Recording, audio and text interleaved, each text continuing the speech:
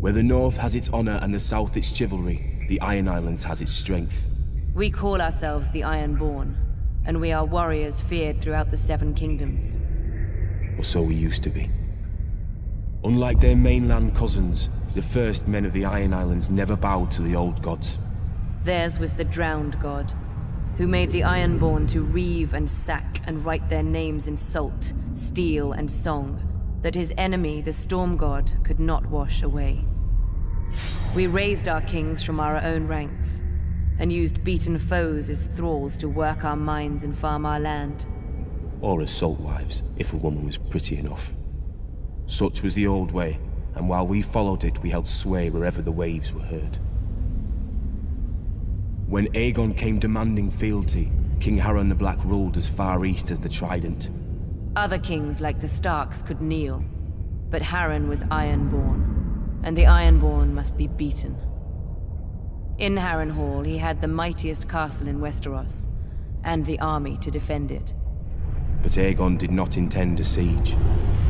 He mounted his dragon and roasted Harren and all his sons in their tower, and the Old Way with them. Because of Harren's defiance, Aegon pushed the Ironborn back to our islands and gave the Riverlands to the Tullys. But he did allow the Ironborn to choose who would lead them. House Greyjoy had always been one of the greatest houses of the Iron Islands.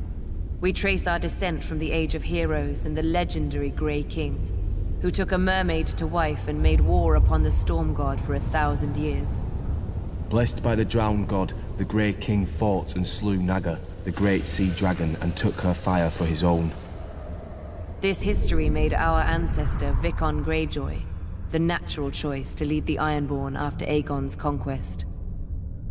For 300 years, House Greyjoy ruled the Ironborn. We styled ourselves Lord of the Iron Islands, King of Salt and Rock, Son of the Sea Wind, Lord Reaper of Pike.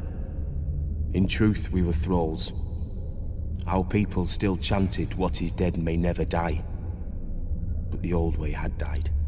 Until the Targaryens followed their dragons into the grave, and our Lord Father, Balon Greyjoy, rose against the new king, Robert Baratheon. He seized our ancient crown and sent our Iron Fleet against the Lannisters at Lannisport, burning all their ships before any could weigh anchor. Though Robert and Eddard Stark would later defeat him, they understood us no better than Aegon. The Greyjoy sigil is the Kraken.